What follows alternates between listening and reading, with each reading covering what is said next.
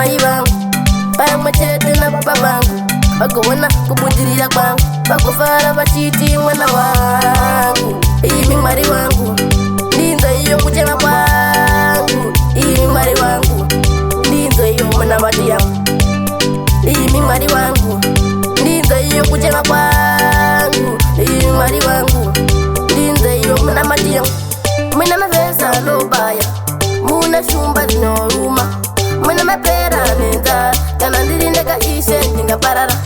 mwina mavesa lobaya muna shumba zinoruma mwina mapera nenzara kana ndiri ndakaishe ndingaparara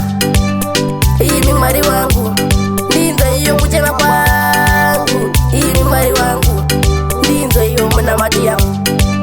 imi Mwari wangu ndinzwa iyo kuchema kwangu imi Mwari wangu ndinzwa iyo munamati yangu ndokumbira wonjere enda Solomoni ndirinda kandi dibofu wanditoni mundibvisa iwo madhimoni ndiwakwanisa kupumura testimoni vakomborera imai vangu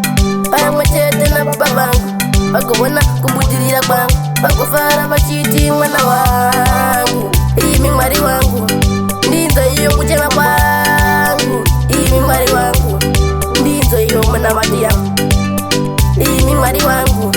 ndinzwa iyo kuchema kwangu imi Mwari wangu ndinzwa iyo munamati yangu imi Mwari wangu